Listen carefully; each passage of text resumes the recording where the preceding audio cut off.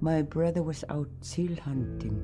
He got attacked from behind and managed to grab his knife and save himself.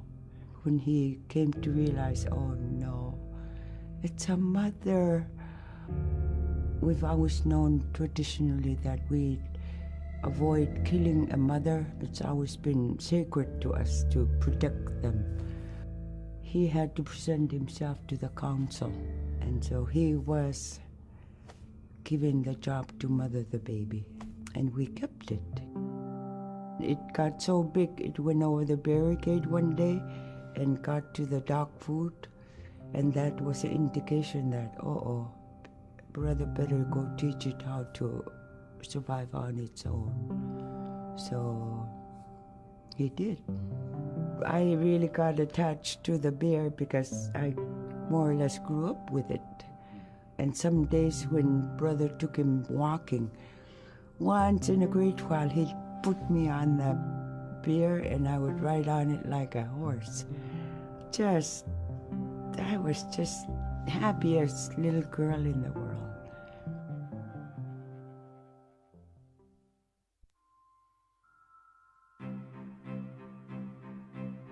In, Arctic Alaska, hunting is a really important part of life. It's not just about going and shooting something, it's about going and putting food on the table. But more importantly, subsistence hunting isn't just about the insular family unit, it's about feeding the whole community. And I think that's one of the beautiful things about subsistence hunting in Alaska is that people go out and they'll go get, fish, or they'll get a caribou, and they'll get, seals and whales, and one of the first things they'll do is they'll say, oh, I need to take this to the elders.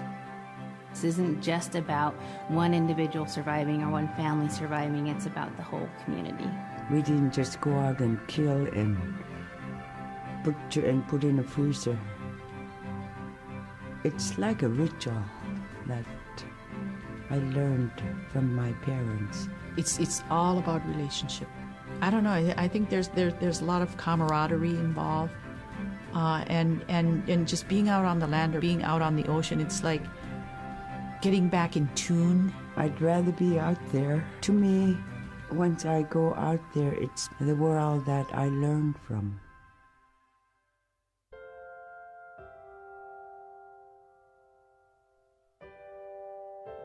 Now we spend all our time out in nature. You get very intimate with the world.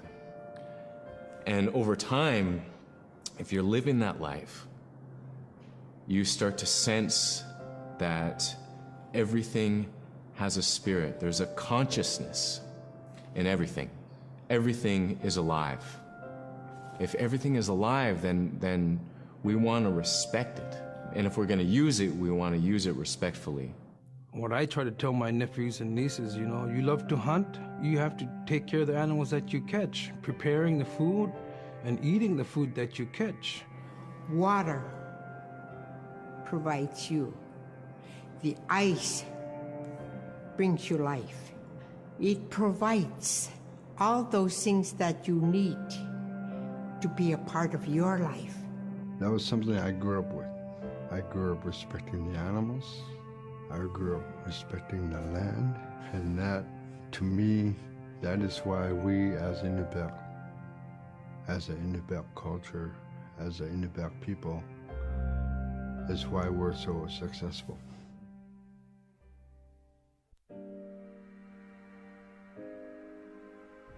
I think most central to the ideology of the Inupiat is the idea of sharing. Being able to feed the community, feed others. That's why we hunt. In the old days, that's what you needed to survive, The sharing is important because it's how the community survives together collectively. We just give. That's how I grew up. That's the way I'm always going to be. Because of who we are, we always think about other people first.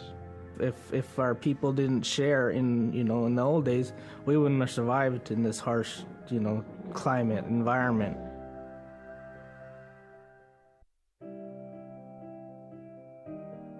Big time meat, little time meat, and king island. And in those 3 islands are the stepping stones to get to America. So King Island is this absolutely beautiful place off the coast of Alaska. And if you can imagine being on this really kind of rocky island that kind of shoots up from the water to these cliffs, and then all of a sudden you see these stilts, and then you look up and there are these houses. They were built on the cliff up high because of the ice. Being an island in the Bering Sea, you have ice that's being pushed by the winds onto the island. So it's going to pile up 50, 60 feet high. Structures are still there today, and people have returned to King Island. It's a growing community as the people return back to their island.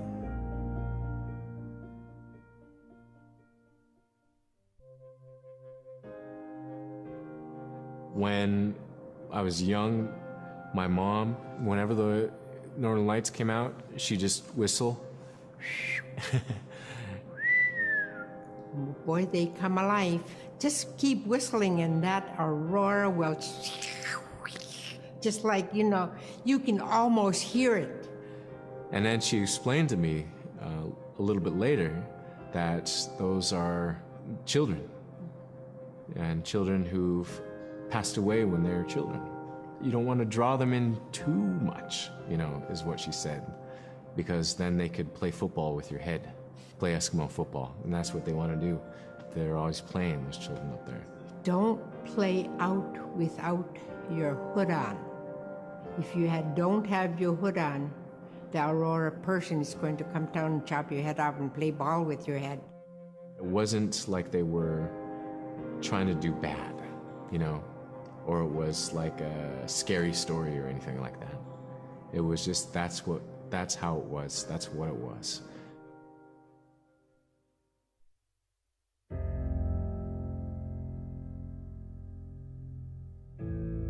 In the month of November, there's no sun. So during that dark time, we travel by the light of the moon. It's quite different. Everything was silver and black.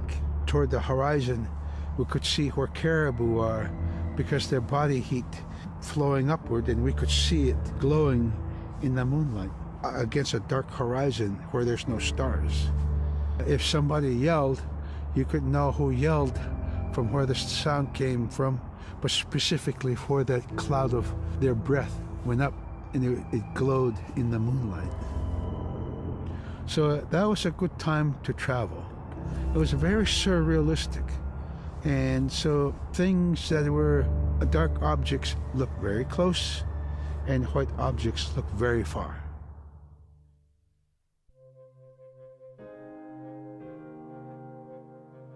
We're taught that there's no hierarchy. It's not everything else and then man, humans on top, and they're separate from everything. We're taught that everything is equal, and that all the animals have a human form or can be seen in a human form. And so they have just as much or more intelligence.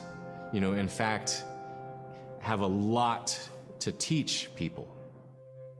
And so that's how these transformations can happen. It's if the animal wants you to see it in its human form. There's a story where a man comes up to an ice hole, and then realizes there's another man in his parka that's got stuck in the net, and is just stuck like that. Oh, can you let me out? Please help me, And so then he lets the man out, but then realizes that was actually a seal. That was a seal man. And just because that seal wanted that help, that seal allowed itself to be seen in human form.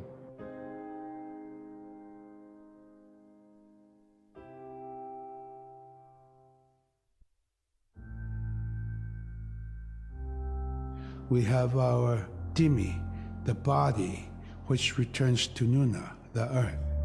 And we have Atik, who is our name, that has been passed down to us over the generations. The spirit of our Atik lives on so long as man remembers that name.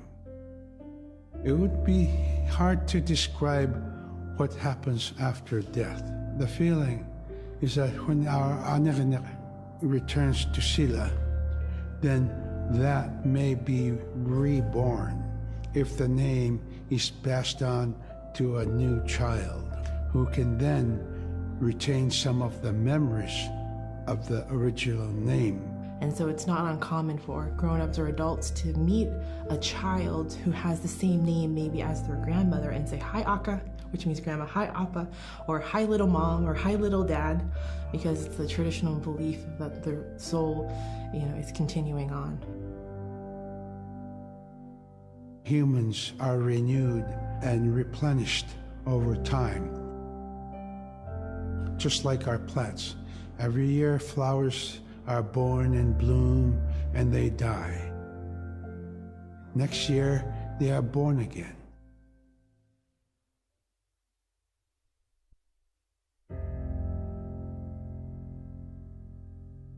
So a recurring type of character in Inupiat stories is the manslayer. And the manslayer is kind of this bad guy. And I think really what's at risk when the manslayer comes into story is the livelihood of individuals and the whole community. And so the manslayer is really used as a way to say, don't act only for yourself, always hold the community in your heart. Oftentimes in these stories, there is one person that will stand up. And what this humble person will represent, who faces that manslayer, is a return to order, a return to true living in the community. And it just takes that one person. It could just be that one person that can help to change everything. Because everyone wants to live a good life. Everyone wants to have a good community.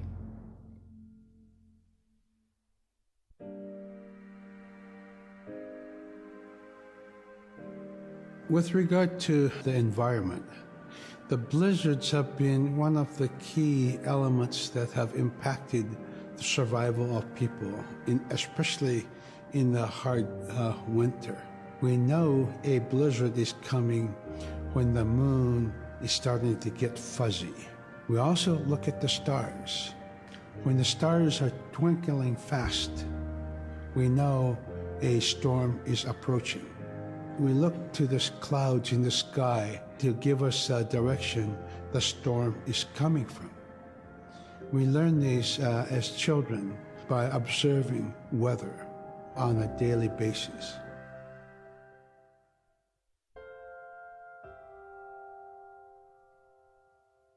With the story of Kunuk Sayuka, told by Robert Cleveland, it's just a masterwork. It's a well-known story among the Inupiat people, and in our case, of producing a video game that really reflects indigenous heritage. It captures the imagination, and it's something that you have a very specific kind of task to do. There's a blizzard, and it is just a non-stop blizzard that is overpowering the people. And there's one man that wants to figure it out. And in our case of the story, it's a girl that wants to find the source of that blizzard. The blizzard man, it's like that is the physical embodiment of an element of nature. And so there's a person that needs to go up and take away that's chipping away that snow. In that community, the person least expected is the one who stands up and makes the difference. Humility is something that we value, and where that comes from is the idea that you are not the biggest thing in the world. And when you live in an extreme environment like where the Inuit reside, you're at the whim of the environment, of the climate, of the animals. You can be as prepared as you can, by learning from your elders that, you're not the biggest force in the world.